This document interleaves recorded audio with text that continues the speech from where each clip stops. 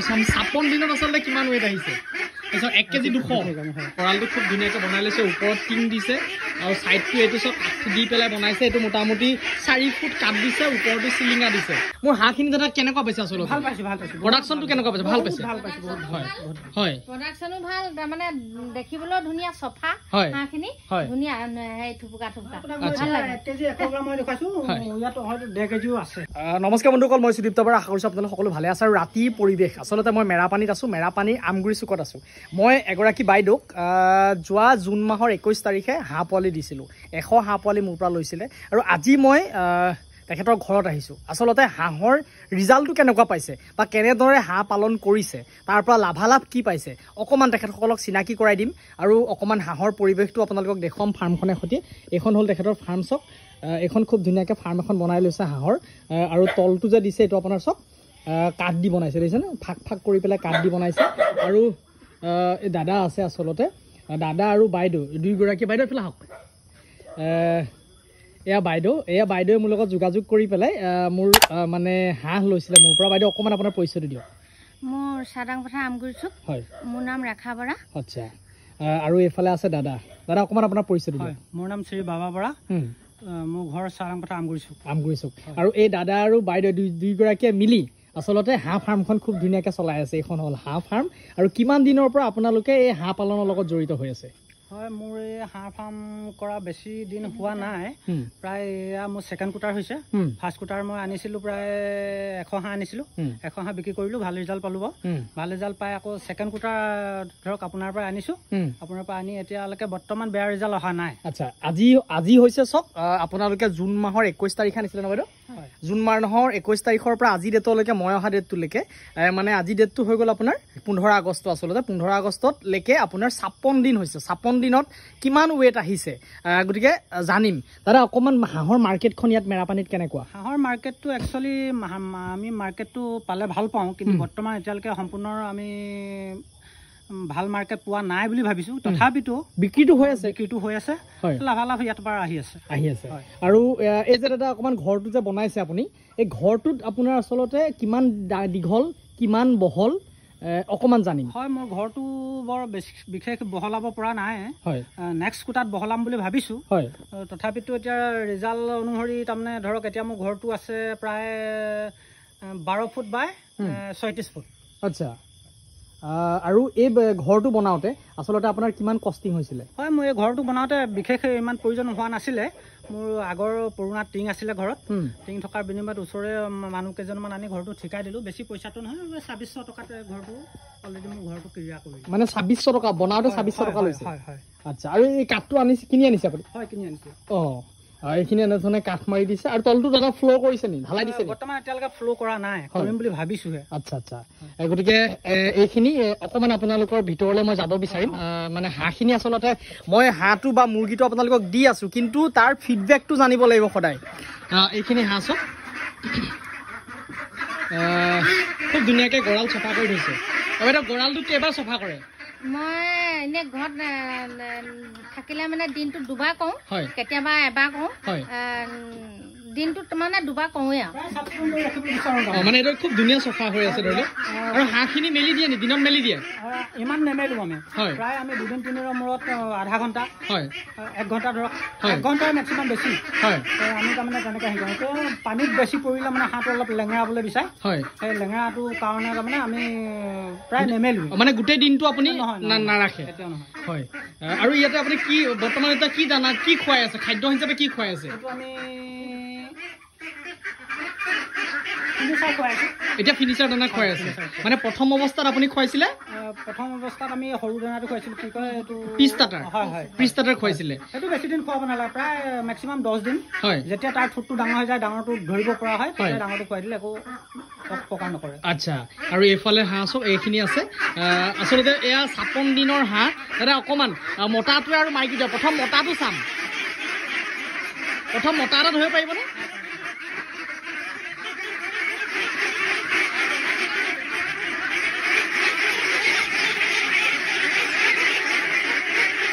ৰছী এটা লাগিব নে কিবা মোনা এটা লাগিব এতিয়া মই চাম কাটা কৰি পেলাই চাম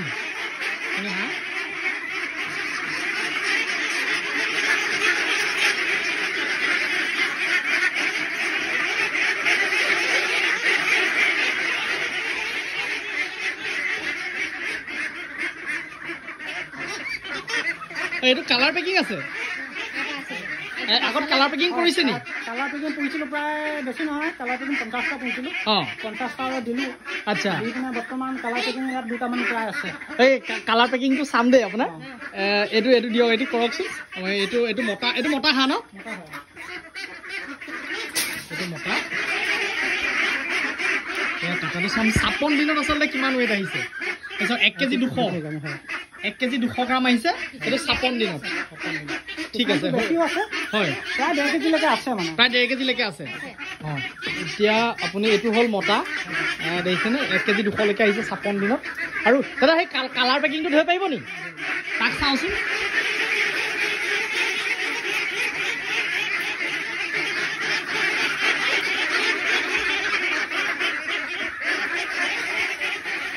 এইটো হ'ল কালাৰ পেকিং এইটো 56 দিনে মানে একেদিনাখনে অনা নি আচ্ছা এইটো কালাৰ আপোনাক কণ্টেক্ট কৰিছিলোঁ হয় আপোনাৰ ওচৰত কালাৰ পেকিংটো ষ্টক নাছিলে নাই আচলতে কালাৰ পেকিংটো ধৰি লওক বেলেগৰ পৰা আহে এইটো আমি অৰ্ডাৰ দিব লাগে তেতিয়াহে লৈ পেলাই কাৰোবাক দিয়া যায় আৰু এইটো কাপোৰ ল'ব দাদা কাপোৰ ল'ব এই ঠেংটো নহ'লে দুখ পাব এইটো পুৰা 2 কেজি আহিছে চব 2 কেজি এয়াৰ আহিছে নে 2 কেজি 30 গ্ৰাম আচলতে 2 কেজি আহিছে এইটো 56 দিনত এইটো 56 দিনত 2 কেজি আহিছে দাদা এই যে আপুনি যদি কমপ্লিট কমাৰ্চিয়েল ফিডত যদি খোৱা যায় তেতিয়া আপুনি 100 পোৱালি বা 50টা পোৱালি পোহোঁতে আপোনাৰ কিমান দানা লাগে 50টা পোৱালি আমি মতে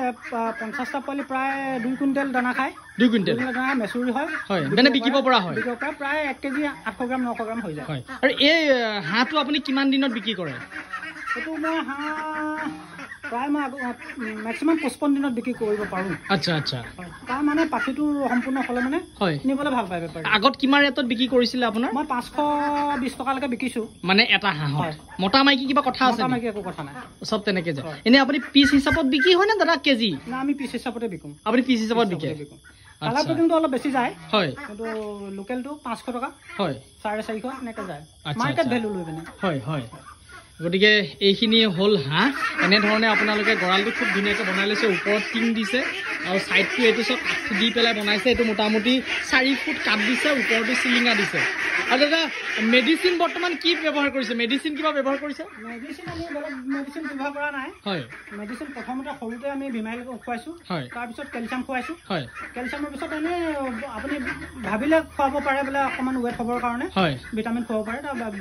বেলেগ একো খোৱা নাই মোৰ হাঁহখিনি দাদা কেনেকুৱা পাইছে আচলতে ভাল পাইছোঁ প্ৰডাকশ্যনটো কেনেকুৱা পাইছে ভাল পাইছে হয় প্ৰডাকশ্যনো ভাল তাৰমানে দেখিবলৈও ধুনীয়া চফা হাঁহখিনি ধুনীয়া থুপুকা ভাল লাগে 1 কেজি 100 গ্ৰাম মই দেখাইছোঁ ইয়াত হয়তো 1.5 কেজিও আছে আচ্ছা হয় এতিয়া কিমান পিচ আছে দাদা ইয়াত প্ৰায় মোৰ এতিয়া 110 পিচ মান আছে মোৰ কিমান আনিছিলে আপোনাৰ পৰা 100 আনিছিলোঁ 100 আনিছিলে মিলাই পিনে মোৰ 110 পিচ 10 পিচ মান আছে মেৰাপানীৰ মাৰ্কেটখন খুব ভাল আচলতে নাগালেণ্ডটো একদম ওচৰতে লাগি আছে যিহেতু সেইটো কথা কাৰণে ইয়াৰ মাৰ্কেটখন খুব ভাল আৰু ইয়াত যথেষ্টখিনি হাঁহ মুৰ্গী পালন কৰি আছে প্ৰত্যেকে হয়নে নহয় দাদা ঘৰে ঘৰে মানে প্ৰায় আছে হয় গতিকে এনেকুৱা ধৰণৰ মানে বজাৰখন থকাৰ কাৰণে ইয়াত সকলোৱে মানে বিক্ৰী কৰি আছে আৰু ইয়াত যথেষ্টখিনি পোৱালি আচলতে মোৰ যোগেদিও মই যথেষ্টখিনি পালকক কিন্তু দিছোঁ আৰু কিন্তু হাঁহৰ ক্ষেত্ৰত মই আপোনালোকক এটা দুখৰ খবৰ মই জনাব বিচাৰিছোঁ হাঁহত আমি ইমান ৰিজাল্ট ছাকচেছ হ'ব পৰা নাই অকল মানে ডিমৰ কাৰণে আমি ডিমটো বেছি প্ৰডাকশ্যন নাই সেইটো কথাৰ কাৰণে আপোনালোকক খুব কম সংখ্যক মানুহকে এনেকুৱা ধৰণৰ হাঁহ মই দিব পাৰিছোঁ গতিকে সেইটো এটা আমাৰ দুখৰ খবৰ মানে তাৰ পৰা আমি ভাল ৰিজাল্ট পোৱা নাই বা বিশেষ একো লাভ কৰি পেলাই আমি হাঁহৰ প্ৰডাকশ্যনটো কৰিব পৰা নাই প্ৰত্যেকজন পালকেই যাতে আমাৰ পৰা হাঁহ মুৰ্গী বা পোৱালি লৈ ছাকচেছ হওক তাৰ পৰা 2 পইচা লাভ হওক তেনেধৰণে আমি চেষ্টা কৰি আছোঁ এই মাৰ্কেটখনত আচলতে বহুত ভেজাল মাৰ্কেট আছে গতিকে মই যে আজি আহিছোঁ চাওক মই আপোনালোকক একদম স্পষ্টভাৱে প্ৰত্যেককে হাঁহ বা মুৰ্গী দিওঁ যদিও মই ভিডিঅ' আকাৰে দিওঁ একদম স্পষ্টকৈ দিওঁ কেনেকুৱা পাইছে ফিডবেক লৈ পেলাই দিওঁ আজি মই নিজে আহিছোঁ নে দাদা কওকচোন মই বিচাৰি পেলাই নিজে আহিছোঁ মোক বাইদেউসকলে মানে যিহেতু পোৱালি লৈছে কিন্তু মই নিজে ফোন কৰি পেলাই ইয়াত আহিছোঁ যে কেনেকুৱা পাইছে গতিকে সেইকণ সৎ সাহস বা বস্তুটো ভাল দিছোঁ কাৰণেতো ধৰি লওক আহিব পাৰিছোঁ গতিকে এয়াই তাৰ কাৰণে চাওক দাদাই অকণমান মৰম যাচিব আমি এই দাদাৰ পৰাই হাঁহ পোৱালি লৈ কিবা এটা জীৱিকা নিৰ্বাহ কৰিছোঁ উঠি অহা প্ৰজন্মই বা যিসকল ঘৰত কিছুমান ব্যক্তিৰ এনেই থাকে এই দাদাৰ পৰাই হাঁহবিলাক লৈ পিনে যাতে 2 টকা ইনকম পথ উলিয়াব পাৰে তাৰে কামনাৰে আমি দাদাক সাধাৰণ আমাৰ অসমীয়া প্ৰতিযোগিতাৰে তেখেতক এখন ফুলাম গামোচা আমি সম্বোধনা জনাইছোঁ। ঠিক আছে, ধন্যবাদ। গতিকে ভাল লাগিছে যে মোৰ পৰা পোৱালি লৈ এনেধৰণে কোনোবাই